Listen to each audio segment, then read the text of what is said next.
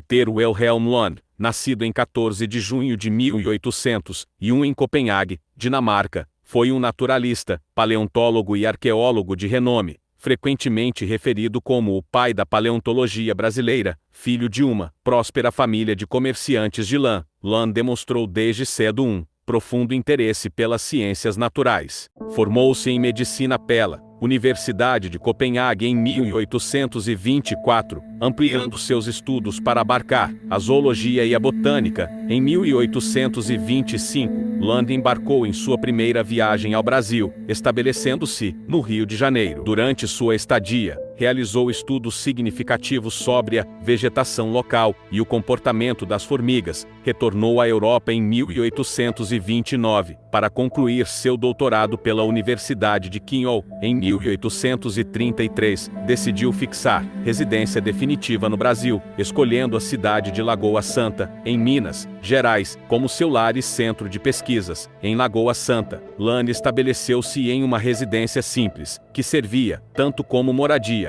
quanto como base para suas investigações científicas.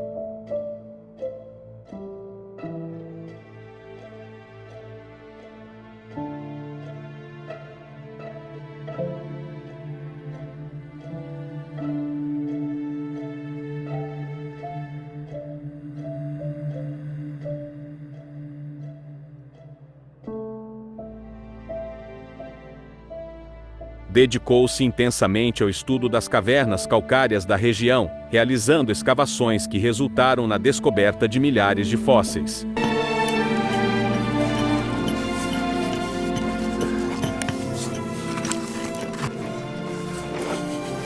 Veja, Brandt.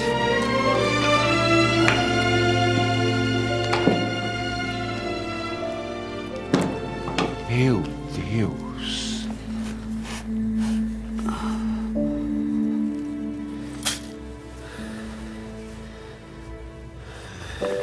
Depois de 6 anos encontro o que procuro. Ossos humanos, junto aos de vários animais distintos. São da mesma época, pois possuem todos os caracteres físicos dos ossos realmente.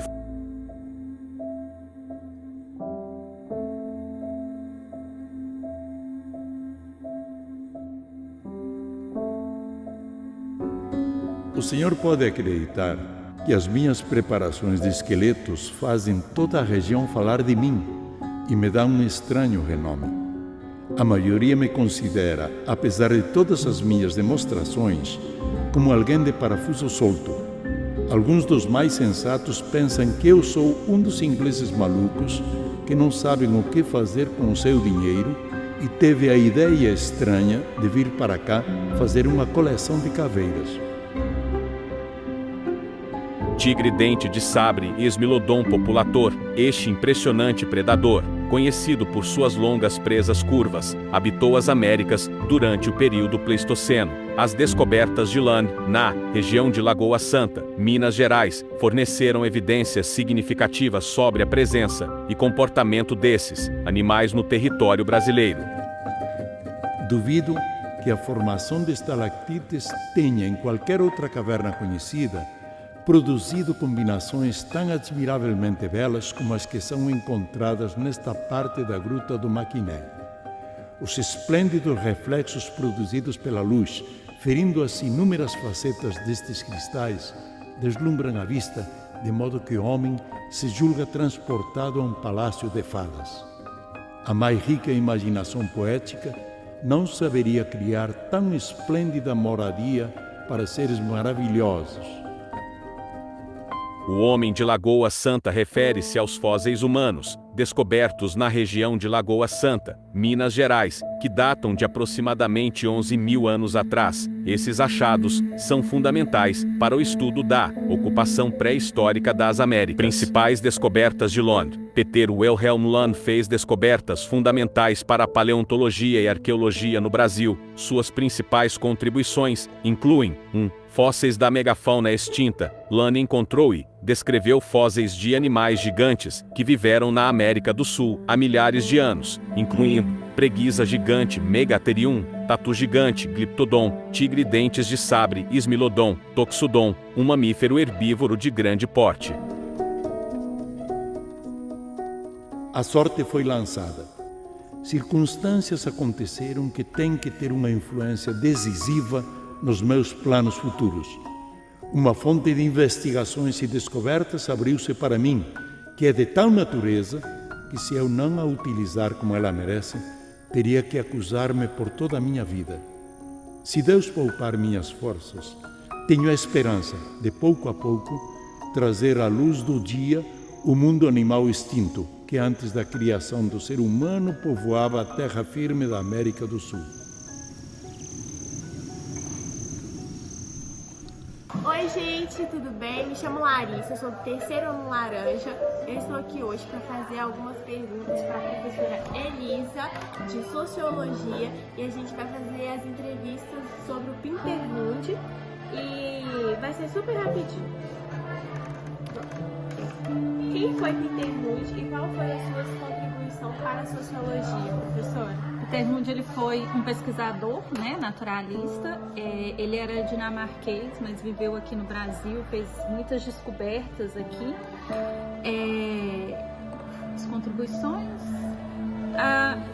contribuições, principalmente na área de pesquisa, né, foi um dos primeiros, aí, ele é considerado o pai da paleontologia e dos estudos em cavernas também.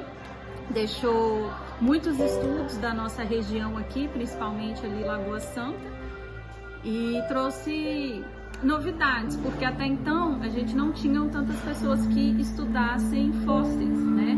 Principalmente e cavernas. Ele não era o principal, mas chegando aqui no Brasil, quando ele começou a conhecer a área, foi onde ele começou a se interessar mais, e daí várias outras pesquisas foram sendo influenciadas por dessas descobertas dele. Muito obrigada. E qual foi a principal obra de Pintermund que aborda a questão social e culturais?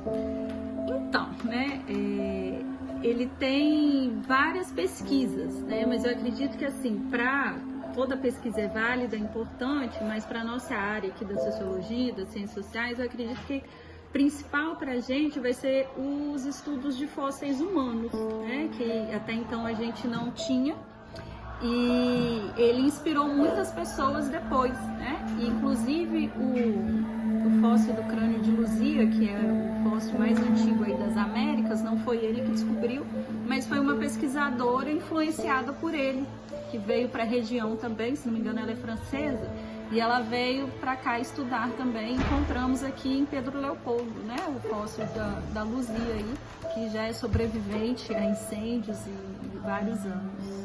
Muito obrigada. E como as ideias de Pintermund influenciam a compreensão das dinâmicas sociais em sua época? Eu acredito também que, assim, tem a questão dos fósseis humanos que eu falei, e tem também a questão das pinturas rupestres, que apesar de não ser o foco dele, mas o fato de estudar as cavernas, né, traz essa questão pra gente, questão cultural, questão pra gente entender mesmo a história, né, através dessas pinturas registradas nas paredes das cavernas, que depois o pessoal foi se aprofundando mais nos estudos tanto de caverna quanto de paleontologia, né, que é o estudo dos ossos, entender, pessoal, como era quando a gente não tinha registros escritos e sim as pinturas, para entender também como é que foi essa construção dessa população nessa época, né, que a gente não vai ter documentos registrados, escritos, mas vai ter ali registrados através dessas pinturas nas cavernas. Those huge blocks, or media blocks you see here, is a demonstration of how professionally Lund kept his excavations. Part of the skeletons were cleansed before they got packed down, but a number of them were sent back, including the matrix they were found in. In some way, it helped to date the finds much later.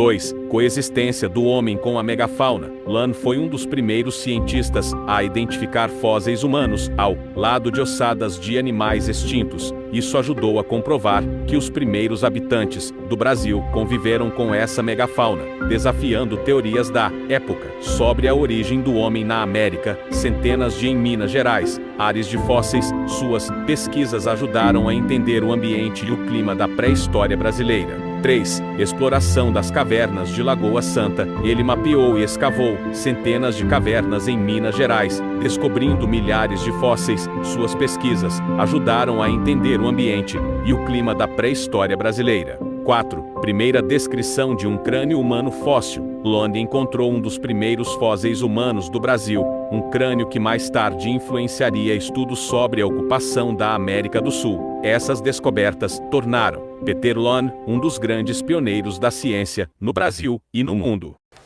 Olá pessoal, sou Doriel do Terceiro Laranja e estamos aqui com a nossa diretora Rafaela, que vamos hoje fazer uma entrevista com ela sobre Pertelunde. Bom dia, Rafaela. Bom dia a todos.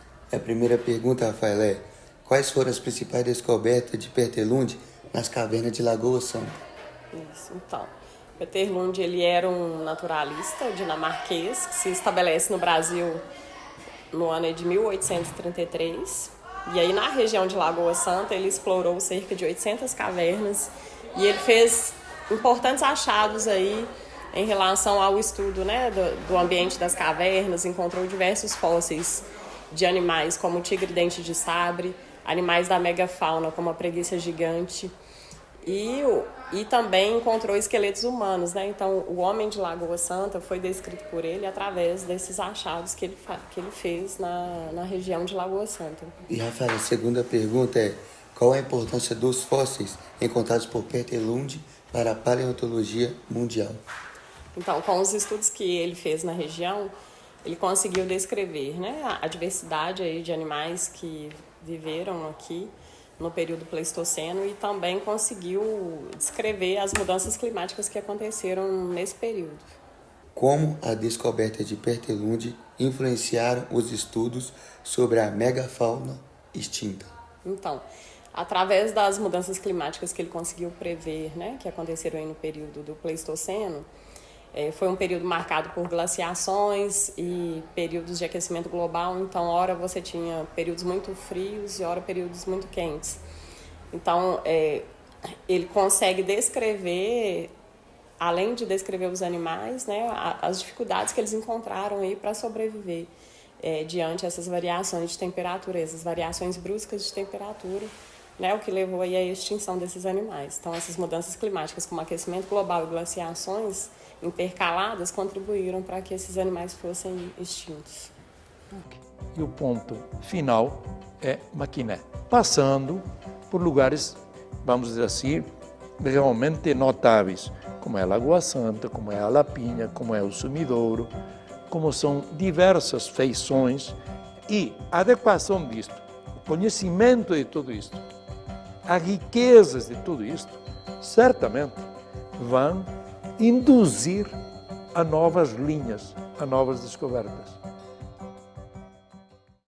Povos originários. Os povos originários que viveram na região de Lagoa Santa, descobertos por Peter Lan, tinham crenças espirituais e práticas rituais que podem ser inferidas a partir dos vestígios arqueológicos encontrados. Embora não exista um registro escrito dessas culturas, estudos sobre seus sepultamentos e artefatos sugerem algumas características de sua visão de mundo. Principais crenças e práticas espirituais. 1. Crença na vida após a morte. O modo como enterravam seus mortos indica que acreditavam em uma continuidade da existência após a morte. 2. Práticas funerárias e rituais. Alguns esqueletos foram encontrados com objetos próximos, possivelmente como oferendas para a jornada espiritual. 3. Relação com a natureza e os animais. Como muitos povos caçadores-coletores, provavelmente tinham uma visão animista, ou seja, acreditavam que animais,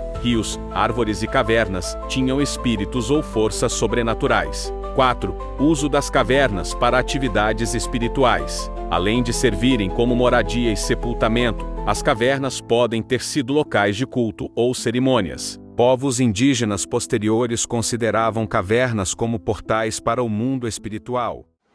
Oi, eu sou Emily, aluna do terceiro Laranja, estou aqui com o professor Alexandre de História e hoje vamos falar um pouquinho sobre Peter Lund. Qual foi a principal contribuição de Peter Lund para a paleontologia e a arqueologia no Brasil? Então, ele foi pioneiro, né? Ele veio da Dinamarca meio para tratar de questões de saúde, mas ele já trabalhava, ele era médico também, e ele foi pioneiro, ou seja, ninguém tinha conhecimento, né, da pré-história, né, das eras geológicas aqui na nossa região e no Brasil como um todo. Então ele foi pioneiro, né? Ninguém sabia nada, que animais que viveram aqui, né, outra época que o homem viveu aqui, né, tinham várias discordâncias aí nessas idades. Então paleontologia, no caso, e arqueologia, né, no caso da pré-história, a gente pode considerar tipo assim, 11 mil anos para trás é o que ele estuda. E o que as descobertas de Peter Lund em caverna de Lagoa Santa revelam sobre os primeiros habitantes da América? Então, não necessariamente os primeiros habitantes da América como um todo, né? Pode ser os habitantes da nossa região aqui na grande BH, né, de Lagoa Santa. Porque até a questão da América como um todo, não se sabe ainda com certeza como que o homem chegou aqui. Tem as três teorias de povoamento da América. A asiática, que é a mais aceita, né, que vem lá pelo estreito de Bering, e as outras duas pelo Pacífico, né, a australiana e a Malaya e Polinésia. Né? Então, assim, foi uma maneira de pensar, de entender pela primeira vez como é que eles viviam. Só que é muito pouca coisa. É ponta de lança, é pedra, né, trincada, é restos de, como é que fala, de fogueira, né, carvão. Então, para datar isso aí. Mas eu acho que o mais importante, e o melhor no caso dele ali, é os animais mesmo. Porque ele não tinha ideia dos animais que viviam aqui.